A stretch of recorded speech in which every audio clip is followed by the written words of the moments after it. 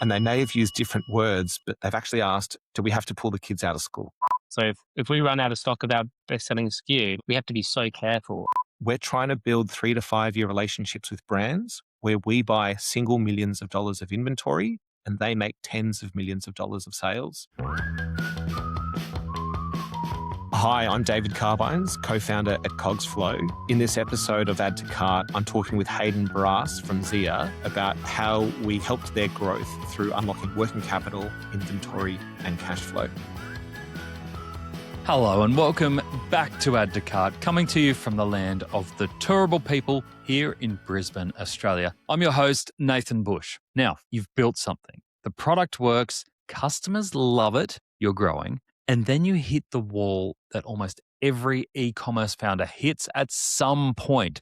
Your ambition outstrips your bank balance. You've got a wholesale order you want to say yes to, a campaign you want to run, a warehouse that you need to fill, but the cash just isn't there yet. Most founders at this point either slow down, take on equity they didn't want to give up, or start calling banks that don't really understand their business. But what if there was another way? Today's episode is a bonus episode, an exclusive episode brought to you by our partners at Cogsflow. Cogsflow is an Australian fintech built specifically to solve the inventory funding and cash flow challenge for growing e-commerce brands. They provide inventory financing anywhere from 10K upwards without equity dilution, personal guarantees, or traditional collateral. And they've brought along one of their own merchants to show exactly what this looks like in practice. Hayden Brass is the founder of Zia,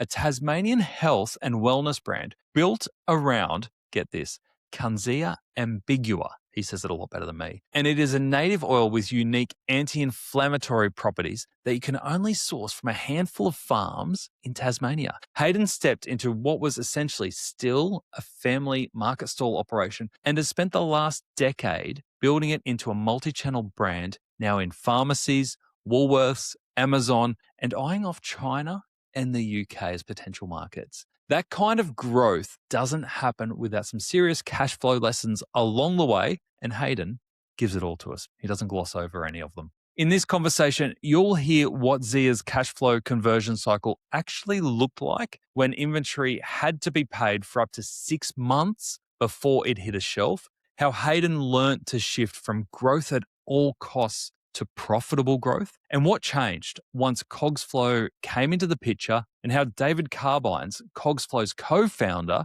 distinguishes between a brand with a demand problem and a brand with a capital structure problem. If you've ever had to say no to a growth opportunity purely because the cash timing didn't work, this one is worth your time. A big thank you to our friends at Cogsflow for making this conversation possible and for supporting Australian e-commerce operators at every stage in their journey. Now, with David Carbines, co-founder and CEO of Cogsflow, and Hayden Brass, founder and CEO of Zia, let's get into our conversation. David and Hayden, welcome to Add to Cart. I am so happy that you are here to join us today. We've got a very special exclusive episode with both of you where we're going to get into both of your stories because they're fantastic stories. Now, we are very, very lucky to have Cogsflow on as a bronze sponsor of Add to Cart this year. And we thought that this was a brilliant way to introduce what you're doing, David, with Cogsflow, but also to tell the Zia story. It's an incredible Australian e-commerce story, and you guys have worked together and helped each other's businesses out. And I know it's a pain point that you've been through, Hayden, that I know a lot of our e-commerce founders listening will also be experiencing. So I'm hoping that by going into your story, we can uncover where you landed, what you did, and then what you're able to unlock together. But before we do, David, can I throw to you first? For our audience who haven't heard or used Cogsflow before, tell us how you came up with the concept of Cogsflow. What problem were you solving in e-commerce? Yeah, thanks, Nath. I'm delighted to be here. Cogsflow exists to help e-commerce businesses get bigger. So the big idea is we want to make cost of goods sold, the inventory part of e-com businesses, a cash item as much as possible. So for anyone that has ever had the tension of not knowing how to order inventory or being confident around, can I pay those supplier bills as they fall due, our team would love to talk to you. We encountered this problem in a previous role when I was in consulting land. We were employed to help people with planning, budgeting, and forecasting, effectively building their spreadsheets. And as anyone who's done that, that's a mixture of art and science. There's some hard data, there's some soft data, and there's some aspiration, if we're honest. But the real purpose for most folks going through that exercise is to make decisions and commit to spending cash in the hopes that you'll make cash. And that's really the whole point of it. We found that the people that engaged us had a chicken and egg problem they weren't really sure of their numbers. They weren't sure as they looked ahead to the future how that would play out. And because of that uncertainty, they couldn't access or find the money that they needed to make this run. And because they didn't have the money to fill their warehouses, they couldn't sell it and go again and go bigger. So we did one of these transactions as a consultancy where we built some spreadsheets. We then raised a tiny bit of money and funded one of these purchase transactions. And having done that once, we said, look, this should probably be a business. If this is true, we think this should be accessible for everyone that is running an e-commerce business and being an option for them as they think about their growth. So that all happened, 6 years ago, when we started the business 5 years ago. Nice. And from a cash perspective, obviously cash flow is huge in e-commerce. If you can't manage your cash flow, then you won't have an e-commerce business. Is it always inventory that you're unlocking? We started with inventory. So that is, for most folks, the single largest line item on their business, committing to pay suppliers as they fall due. Really, at a fundamental level, we're trying to help people make those commitments knowing that they can be paid as they fall due. So typically the big ones are anything that folks need to commit to and then fund before they sell and receive the cash proceeds of that sale. So the other things we look at are inbound freight. So typically people purchase from overseas and they need to get it here. Often there's marketing costs in there as well, buying ads. We're a Meta Ads partner and we can help people fund those. And sometimes there can be some fulfillment costs in there as well, although typically we're seeing more and more folks get terms out of their 3PLs and their other providers on that front. Gotcha. So no one was giving terms for inventory and some of those other areas that you are now playing in. Yeah, the big idea is, and in a former life, I worked at a big supermarket. They famously extracted terms from their supply chain to let that supermarket deliver the products, sell the products, collect the cash, and then pay the bills. And if you can manage a cash cycle like that, all power to you. Honestly, I don't think you need us. Just become a big business and remember the rest of us as you get there. Yes. For us as mere mortals, though, most folks need things paid for in cash before they leave factories or before they, will issue a bill of lading. And for those folks, it's really hard. Yeah. So most brands and merchants that we deal with, look, they have cash. Money's fungible though, and their ambitions probably outstrip their bank balances. Yeah. We've had a few of those stories here on Add to Cart. We had Tara from Proud Poppy who went through that exact scenario and, had to get to the point where she realized, woke up overnight and thought of the cash flow in her head and was like, oh yeah, we've got a problem looming here, and had to hop on a plane to China the next day to have those relationship talks. So it's a very real problem in e-commerce. Absolutely. Now, Hayden, Zia, tell us about Zia, because everything that I've seen, you just look like a growth machine on the global scale, one of the great Australian e-commerce businesses. Tell me the origin story of Zia and where you've gone over the last few years.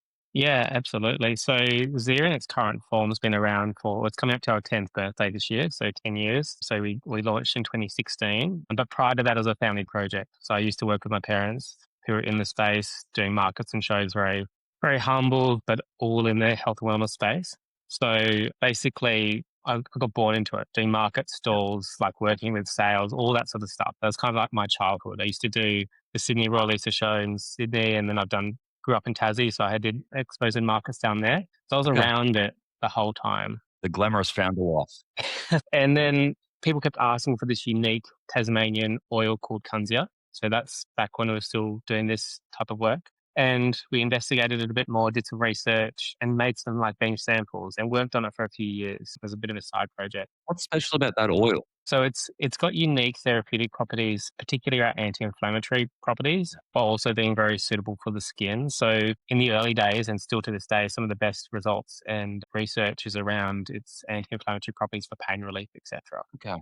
So that's kind of what we've continued to build on and what we're best known for primarily. Awesome. Yeah, so we were working as a family project, and then I moved to Melbourne, did marketing and business, and then in 2016 I wanted to take it from a family project and turn it into a real business, and like went all in on it, and basically decided to bootstrap it from there. The first couple of years were focused on research and developing the medicinal product or medicine, and then I've just been growing it ever since then. And our vision is to improve the quality of life of 10 million people by 2030, and we've been doing a lot in that space to continue to build towards that vision and focus on being a really strong purpose business. Cool. And in terms of channels and markets, I'm interested to get your view, especially as we're talking scaling and growth here. Predominantly wholesale, D2C, where do you normally play? Sure. So first 6, 7 years was e-commerce almost solely. We did a little bit of wholesale, but it was a small part of the business. That's still massive. That's still the biggest part of our business just. But across the board, other channels have grown. And I think it's really important in this day and age, if you can, be a omni-channel brand. So we've grown into pharmacy, grocery, Woolworths, Amazon, and we're now starting to launch into overseas markets. So we're really looking at omni-channel approach to the way we grow our business and having our brand out there in more spots. Did you just name a big supermarket that David might have I been did. alluding to? Tell me about markets. So obviously founded in Tasmania, expanding through Australia. Have you gone beyond borders? A little bit. So we're early this financial year. It's where my focus has been. So looking at setting up a Tmall store in China and Indian markets as well. So I've got a few things in the works, working closely with Global Vic and putting this together and really seeing, because Australia is where we produce all our products all locally made, but it's a very small market comparatively to the rest of the world. So there's just a lot of opportunity out there that we think we can make the most of. And remind me, what's the name of the oil again? Comes here. Like, can you only get it in Australia or Tasmania? Is it like geographically Correct. kind of sacred? Yeah, okay. Correct. And I think what makes unique about us as well compared to a lot of, I'd say, e-commerce businesses is we actually work directly with farmers. Like we are working directly with the land. It's one of my favorite parts about it because it's actually like seeing it being harvested, seeing the whole sustainability process. We're a B Corp as well. So that's all really important to us. So I love that aspect of it. I don't want to be a farmer, but I love how close we are to the supply chain and making sure that everything's being done right and building that relationship. That's awesome. So crazy growth. And it sounds like you've got even crazier growth ahead of you with those targets that you've set. Tell me about a few bumps in the road. So especially when it comes to cash flow and managing what that outlook and that growth path looks like, have there been any hairy moments? Absolutely. You look so chill though. You look like you just been an easy ride. I put on a brave face sometimes. But I think for us, when you're so focused on growth, you can sometimes lose sight of profit. And like you just focus, and this is very common. A lot of e-commerce brands for a period there, probably up until about COVID or 2021, the brands just going hell for leather, just going for it. And we were in that sort of situation where we just thought, okay, we'll just go for growth at all costs. And then you realize at some stage that that's not necessarily the most sustainable way of doing it. So we had to shift gears and focus on profitable growth and do it in a way, particularly as the numbers grow. It's a bit harder to find extra cash flow when you need it as you grow. So for us, it was really a personal journey for me as well. So really building that financial acumen, understanding, and find those partners to work with to grow with you. So we made some tough decisions at a period in our journey where like it was hard. It was really tough from a cash flow perspective. We don't have property backing. So we had to rely on the very little assets that we have in the business to actually buy capital and buy inventory, etc. as we were growing. So it was definitely some hairy moments that we had to get through. So you essentially had to put business assets up to get more inventory in. Is that right? Correct. Yeah, absolutely. And when you're an e-commerce business that was like at the time fully remote, didn't have like an office space or anything like that, we just had to really focus on inventory is obviously one of the main things you've got there. And then obviously just managing it really strongly and not overstocking and etc. and making sure that you're managing your inventory very, very well. Scary moment. And would you consider yourself a numbers person? I would now. I think I always was. I was very good at finding capital when I probably shouldn't have, when I was focused too much on growth. So I really did a very good job at finding capital when I needed to focus on profit at that point. And then I think for me, I'm obsessed with the numbers now. Like I'm looking at them all the time, really understanding where the margins are. So yeah, I think you need to a degree, but also being mindful of the advice that you're getting from different parties. So you can, like, we had bad CFO fractional advice early days, that kind of one of the reasons why we went through this challenging period. And then we went to another one and he was too corporate. He was just like too corporate, would send through 3-way forecasts to the hills. It's like, okay, this is great. I've learned a lot, but it's not practical from where we are right now. This isn't going to grow our sales necessarily. It's just like looking at what's happened in the past. So I think it's finding those right partners and also building up enough financial acumen so you can actually monitor it yourself, because it's the lifeblood of the business. Yeah. Is that what you find, David, when people come to you for the first time and they're exploring their options? Is it that they don't know their numbers? Are they confused? Or like when they come to you in that moment, what's the general mindset? Yeah, no one's a superhero at everything. And most of the folks that we deal with are super passionate and love their product and love their customers. So I think almost every brand owner that you've had on Add to Cart, you could speak to them for hours about the ins and outs, about why they've structured their product this way, or their target customer and who they're trying to reach, and how they're probably also pretty good at channels and where those folks hang out and the best ways to talk to them. I don't know many folks that when they get free time, fire up a spreadsheet and just start looking at decimal points. That's not And we have the full range of folks that work with us. We've worked with co-founding teams that are industrial designers and chartered accountants. And then we have other folks that have kind of stumbled across gold, that have, they started doing something in their spare time. They spun up a website. They, started looking for a few suppliers, and now they struggle to keep it on the shelf. I love Hayden's story of being obsessed with the numbers now, but that journey and getting the right folks and learning at the right pace, the right things at the right time in such a way that helps you hit your goals while also helping you sleep at night, we see that a fair bit. Yeah, that makes sense. And we do. We hear it all the time on Add to Cart. And I think part of the founder's journey, isn't it, to a certain extent? But that financial literacy could determine how far you come out the other side or not, because they're hard lessons to learn. Like, it will punish you really hard in e-commerce because it is such a cash flow game. So, Hayden, when you got to that point, I'm really keen to understand how you came across David, met Cogsflow. Like, how did that even come on your radar? Because it's a fairly new offering. Marco, I know you said you've been around for 6 years, but still traditional route might have been to go and try and get a bank loan. How did you come across this solution? Yes, well, we first met as part of an earlier life when I was still in uni. So that was that's how we first connected. So we'd actually met while I was still in uni doing a management consulting subject. So that was the first contact. And then I guess, to be honest, I was at a period where I was just going through and seeing all the options out there. And I came across Cogsflow. Also noticed a couple of brands that I recognized on their website at the time. So I reached out and we had an initial couple of conversations, and we weren't the right fit in the first instance. And then David and the team put some faith in our knowledge and where we were going, and we were able to come to a solution at a time where was really valuable for us. So it made a big difference when others weren't able to work with us. Gotcha. It's a bit brutal, Dave. Come see for help. You're just not the right fit for it. When you say it like that, it feels rough. What is it? What is it that you're looking for at that early stage in those first meetings? We are pretty focused on what we do, and we're not all things to everyone. We're not running defense, we're running offense. So we are really good at filling warehouses with inventory for brands where volume growth makes sense. Okay. So you're not interested in survival, you're interested in brands that want to grow. Yeah, we like to think of ourselves as helping people get to the Olympics rather than patching up a leg that's bleeding out.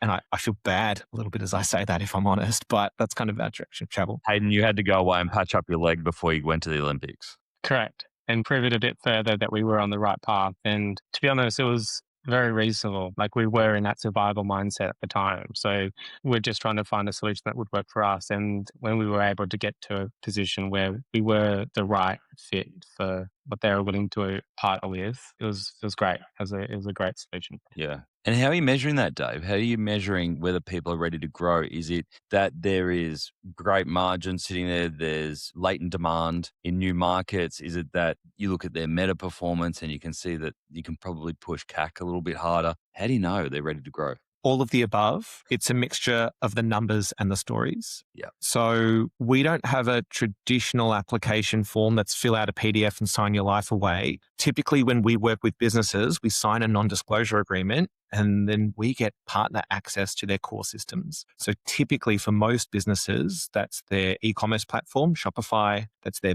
accounting, bookkeeping platform, Xero, that's their ads platform. So we're a meta ads partner. And for some businesses that are growing, their inventory management system, Sin7. And really what we're trying to determine is if we put inventory into this business, what happens?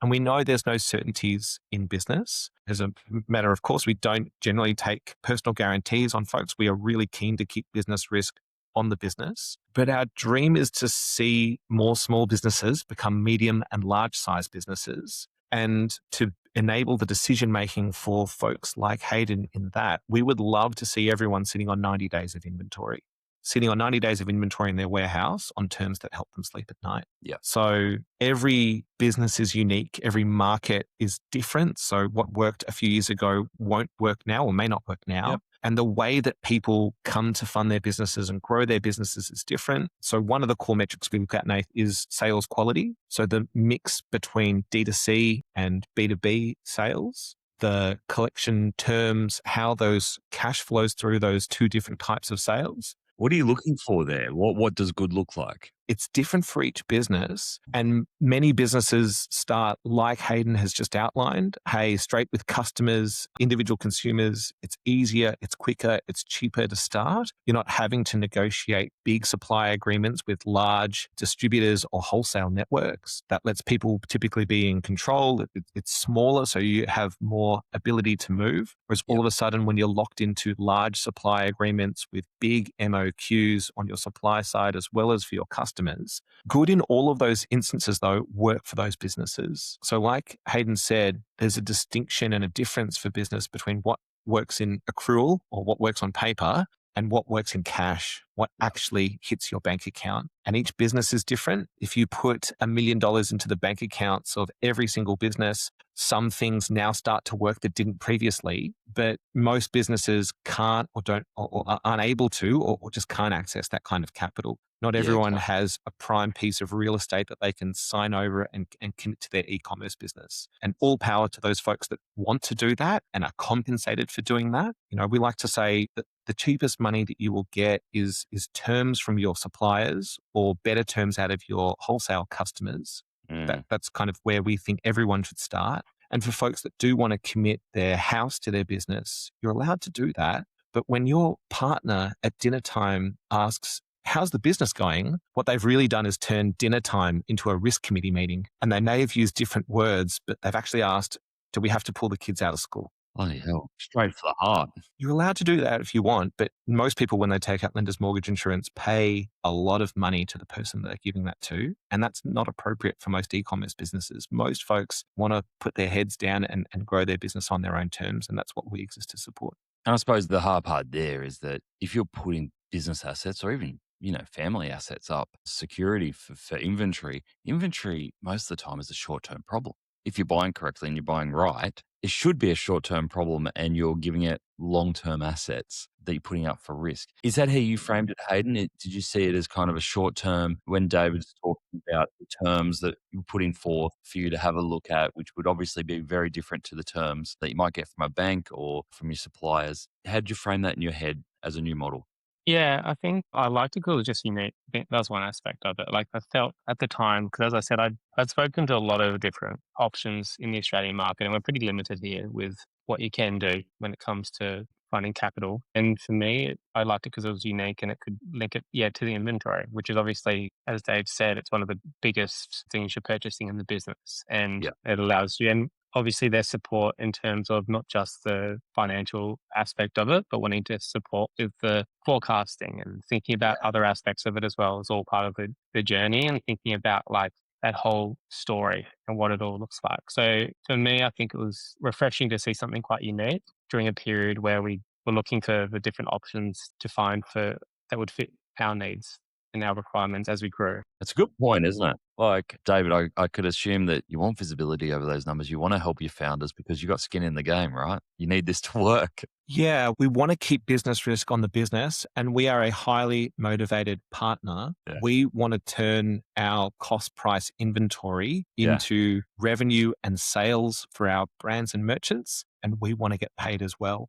If it goes sideways or it goes pear-shaped, our recourse is against the inventory. So that's what we want to see turned back into cash. But our dream is that this is a repeat relationship. We're trying to build 3 to 5 year relationships with brands where we buy single millions of dollars of inventory and they make tens of millions of dollars of sales. That's where we hope more brands are on the trajectory to achieve those sorts of numbers. And we think we're a small but important part of that. You need to get a lot of things right. We are trying to solve the inventory credit purchasing piece at scale.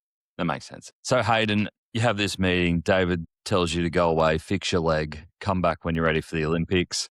You're back and you've agreed to the terms. Did you secure all the funding that you wanted to kind of get to that next scale of growth? What were your next steps after securing the funds that you needed? Yeah, I think for us at the time, it was a progress. So it wasn't immediately. It was just like showing proof of ability to repay, etc., which you'd expect with any partner. So for us, it was about, really just like proving that and then building up that sort of like trust and ability to repay and demonstrating that knowledge, etc. So You bring it incrementally. correct. Absolutely. And continue to build that trust out, which has been a key part of it as well. Great. And I can imagine that your situation might be a bit different to some of your other clients, David, because Hayden, when you're talking about securing inventory, are you literally going to your farmers and, getting more or is there inventory ready for you to buy straight away? How does that work? It is quite unique. And our cash conversion cycle is quite long. So it can be up to 6 months based on, like at the long end of the scale, based on having to buy packaging directly from overseas and raw ingredients from Tasmania and shipping it up to our manufacturer and getting it tested because it's a medicine, which can take up to a month in just testing. So we have quite a long life period from when we start paying for inventory to when we actually receive it and start selling it. We have pretty good terms with most of our wholesale partners, actually, but there's quite a big lead time up until that point. So to be honest, only started to really understand that in the last couple of years. It's become more and more apparent as we've grown and with the need for more like Kunzi oil, etc., has become like, we need a ton of it here. So it's like really thinking about how we plan that out. So for us, we need to be really mindful of that and make sure that we're forecasting in a way that really works. I guess it must be also comforting for your partners, your supply chain partners, to know that you've got access to funds to grow as you need to, because their livelihoods probably depend a lot on you as well and taking your product out. So by securing that kind of is having a magnifying effect across the industry. Yeah, well, we kind of work directly with a farmer on Tim's Island to build a whole industry. Like there's it's a very small population. There's 500 people living there, but we've helped to build this in partnership. They're doing it on the land and we're promoting it. And it's been a pretty natural progression over 10 years. So yeah, it's really key. And we've got a really, really strong relationship between our family businesses.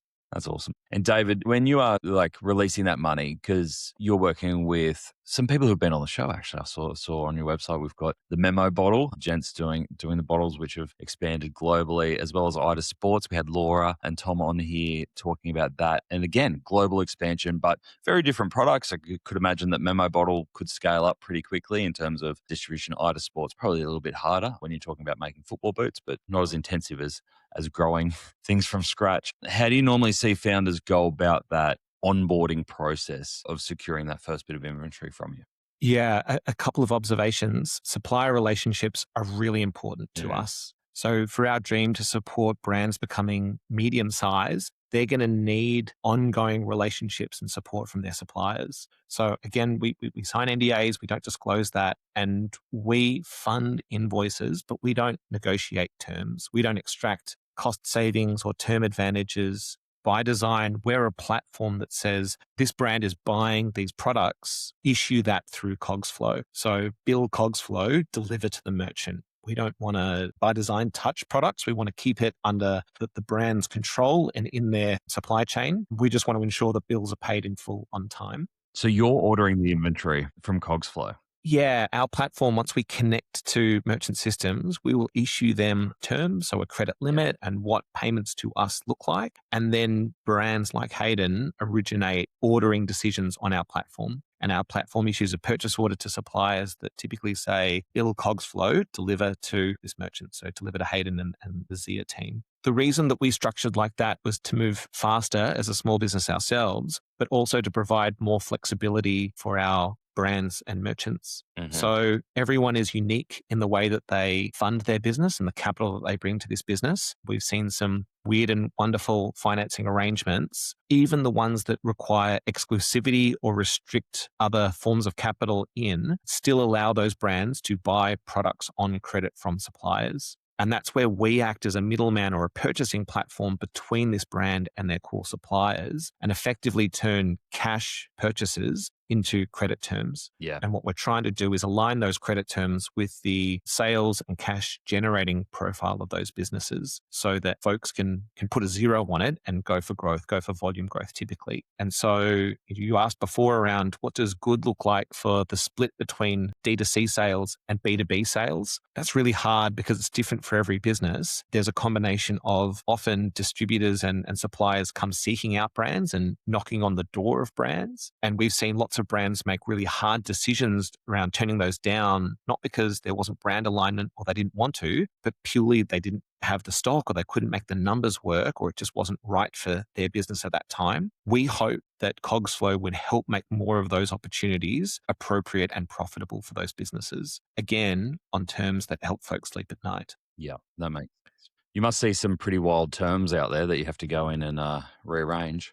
Every business is different and every supplier is different. Again, Hayden's probably and the Kunzia team are probably unique in that they're, so hands-on and starting to play in their supplier markets and get really hands-on there. The least risky version for us is there's a one-for-one relationship between what people buy and what people sell. That's rare for us to see that directly. Folks often have to buy components for their products or packaging or a lid or a mailer or, the way to get kind of from their brand to their customer. And that's fine. We understand all of that. But we've seen lots of weird and wonderful things. I think the prevailing thread that goes through all of those is the brands that seem to work the best are clear on who they are and what they do. They're prepared to work with partners to help them get to where they want to be. And they're a faithful business partner.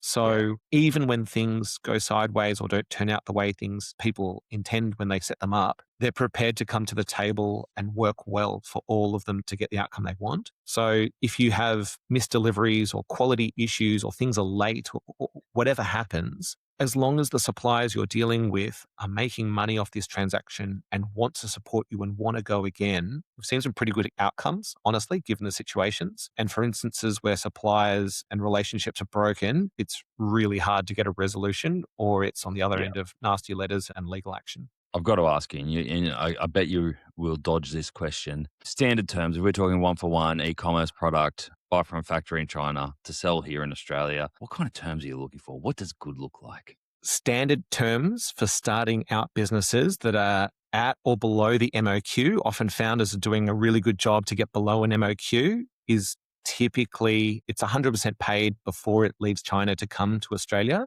And there might even be, most of that is at the deposit stage, not the final production stage. It really depends on the product as to how long it takes to get here. So most folks, especially if they're small, high margin products like in health, beauty, wellness, they probably air freight things. They're not waiting for things to sit on a shipping container and get along here. But typically things are fully paid before they leave China, which means that folks are sitting on, or functionally, they've invested in pallets. They've invested in their inventory. And then it's a question of how quick does it take to get here?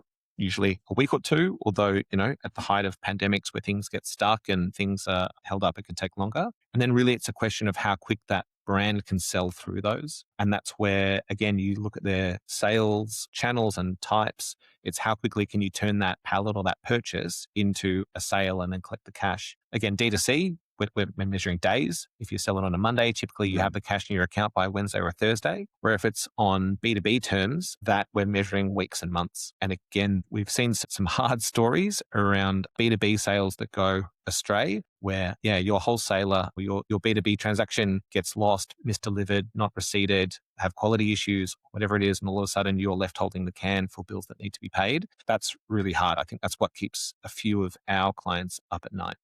Yeah. Was that too much of a question dodge there, Nath? No. You actually gave me some numbers. That was good. We got numbers in there. Hayden, I'm really interested from you because you mentioned there that now you kind of had to incrementally build for growth with inventory and working with Cogsflow. Is that just part of your business and cash flow cycle now? Do you see that this is kind of a forever solution? David mentioned that he's looking to build relationships with businesses over 3 to 5 years. How do you see Cogsflow fitting in with what you're building and growing long term? For sure. So I think it depends on business to business. I think there's a period where it's a great solution for certain businesses at certain sizes, and then you can potentially get to a point where you do move to a bank or whatever it might be when that makes sense. For us, there's still a value there that we can continue to leverage for what we're using and what we need it for, and for particular situations as well. So I think it's a case by case situation, and they do really sit in a sweet spot for those sort of definitely not just small startups, but like those e-commerce businesses who don't have many assets. They've got inventory they need. They're growing and they're growing fast. So I think there's a really sweet positioning there for these businesses in that spot. And where do you see it freeing you up for growth? Like you mentioned international there at the start. Yep. Where do you see the growth of Zia? Yeah, so we see growth in a lot of different channels, I think. I think there's options. I think we've still got a lot of growth to become a household name in Australia. So I think we've come a long way, but still a lot of people don't know who we are. So we've still got a long way to go. And I think we're going to continue to build that in the major retailers for B2B in Australia. And then overseas, I think e-commerce and particularly Amazon, I think is a great channel. Like Amazon for us has been a really good insight in terms of testing a market. So it's going from strength to strength in Australia, and we're using it as a good starting point for like the UK, etc. And it's low risk compared to like going through a whole new business structure in new markets. So it's allowing us to test these markets at a global scale and see where we fit and where we can get some traction. It's a really good point because obviously there's global expansion that a lot of businesses are looking to do. There's always new markets that you want to try, but I think we're at a point in e-commerce too where there's new channels constantly evolving, and that ability to be a first mover and having that security and access to cash when you need it, when you spot those opportunities, is nice to have that relationship ready to go when you find those opportunities. We see that a fair bit with brands that have done all of the hard work around building the product. So getting something that they can put on shelf, and they are at some stage of they understand what their D2C sales velocity is and how that's going to grow. We love repeat purchases. We love subscriptions. We love products where people are consumable and people need to repeat purchase and do this again. The thing that breaks my heart is lost sales due to stock outs. A degree of that's inevitable for growing brands, I suppose, because they're getting better at understanding their sales velocity and their channels and how that all works. But for folks that have done all the hard work on putting a product on the shelf, not being able to sell it kind of breaks everything. Yeah. It hamstrings growth. It means you're not generating cash. All of a sudden, your marketing metrics are broken because it's divided by 0 or it's undefined. And that's one of the reasons why I think more small businesses don't get to medium sized. Yep. Again, I'm really encouraged to hear Hayden say that we're an option and we're helpful for him. We want to enable more folks like Hayden to get as big, if not bigger than Hayden. I suppose the race is on. Yep. And we know that inventories can be a limiting factor there. So my dream is that we would help brands spend less time looking over their shoulder and wondering, can I pay that bill and can we make that work? And more time running offense and thinking about the future and going for growth. How do we unlock new markets? What's the best way to reach new customers? What else should we do on bundling or pricing or new product development? Or how can we position a partnership with another brand or a comparable brand who's also talking to our customers? Yeah. That's the hard bit. That's the bit that might not be reflected in numbers or in your Xero or in Shopify. That's the real skill that we're going to need and that's going to drive more of our brands forward. Yeah. I'll just add to that. I think like inventory planning is so bloody hard. Like it's Yeah. really challenging. Like you're growing, you've got certain products that are selling well, others that are slower, but then one takes off. If one SKU goes off on a best-selling bundle that you've built a whole landing page around, goes out of stock, your whole marketing funnel is broken. And for us now, we're major retailers. So if we run out of stock of our best-selling SKU, we have to be so careful of making sure that we've got that stock. And they surprised us in January and ordered a second pallet. And we're like, where did that come from? Thank you. But it was like unexpected growth. And it's some people say good problem to have, but it's a hard problem to navigate when you're trying to grow, and it puts an extra amount of stress on. So having that sort of like ability to scale up that inventory is super critical. Makes a lot of sense. Now, I would be remiss if I didn't ask you, David, how does it work contractually? So I'm assuming you're not going out just giving loads of cash away so people can buy inventory. What's the commercial arrangement usually with Cogsflow look like? Yeah, we want to make sure that we're working with folks that are in our wheelhouse. So that's folks who are doing 10K a month in sales, that have been in business for 6 months and have a minimum credit score. Beyond that point, we think you're still figuring it out, or you're growing to a point that we'd love to get to know you, but we probably won't contract with you. We sign a non-disclosure agreement, just protecting your data to make sure that we're not going to disclose that to other folks for commercial and confidence parts of your business. We would access the data of the e-commerce store, of the brand. So again, that's typically Shopify, Xero, Meta Ads, and Sin7 if appropriate. And then we would seek to clarify any data or give a provisional purchasing offer of what inventory we want to buy on what terms. It's completely free for businesses up until that point, and we typically make money off purchases that we make. So most brands think of us as a wholesaler that is letting them buy the inventory that they want for cash, selling it to them on credit and paying them back on terms that align with their cash cycles. So it's typically under 6 months. Hayden's business and Hayden's product is unique on those terms. But again, it's transaction by transaction. And what we're trying to do is simplify that. So with the greatest respect to my team, the mathematics on what we do is not super complex. It's kind of high school maths. The complexity comes with foreign transactions, part payments, multiple transactions, where in any 1 month you're paying for things that you've done previously, trying to think about stuff that you're doing right now, as well as plan for the stuff that's going on in future. And when you've got dozens of those transactions across multiple suppliers, we can be really helpful in simplifying that. Doesn't sound like high school maths to me. Sounds a little bit more than that. Maybe we went to different high schools. I still did. I didn't finish. Fair play. That's awesome. So, and then when you're talking about brands who are coming to you for the first time, how long is it typically between that first conversation and that first order of inventory if they're the right fit? Yeah, we like to move at the speed of our merchants. Maybe a third of folks knock on our doors with a bill that they needed to pay yesterday. Maybe around another third are kind of kicking tires and thinking about what's ahead. Yep. And for most folks, it's, oh yeah, what does the next month or next couple of weeks look like? We can move as fast as 48 hours. But really, we seek to move at the right speed and the pace with our brands. Again, we're looking for long-term relationships, and we're happy to wait if that's the right thing to do with brands. But again, it's the ability to help folks order with confidence, knowing that they can run their business and be successful. Yeah, brilliant. Well, I love that you are focused. You're very clear on your market and who you're trying to help. We're talking e-commerce in Australia, that 10K per month and upwards bracket, and making sure that you're helping kind of take away one of the biggest barriers that is there for e-commerce businesses. It's really hard to grow an e-commerce business if you've got no inventory to sell. So amazing to hear the story. I really love unpacking these solutions because I'm not a finance guy. And Hayden, when you were talking about, going on that learning curve on the numbers, it's like, yep, I'm learning every day. And every day, I think we all get a bit smarter with the numbers. And it's the bumps and bruises along the way that really teach you them. So Hayden, I really appreciate you sharing your experience, not just with Cogsflow, but with how you've kind of grown this business and made that realization around cash flow and how important it is to growing Zia and the exciting opportunities that you've got ahead of you now. Thanks, Nathan. No, it's been good to share and hopefully got some value out of our journey and kind of what we've learnt through going through the business and the different elements of it. Yeah, awesome. And David, thank you again for coming on and sharing the Cogsflow story and how you're helping e-commerce businesses in market. It won't be the last that our audience hears about Cogsflow this year. We love partnering with you. So thanks again for your support and for joining us today. Thanks, Nathan. Super excited about what you're building here in the Australian e-commerce community and for everything ahead. What an awesome conversation that was. And I'll be honest, the bit that hit me hardest wasn't the big growth numbers. It was Hayden quietly admitting that for a long time, he didn't fully understand his own cash flow conversion cycle.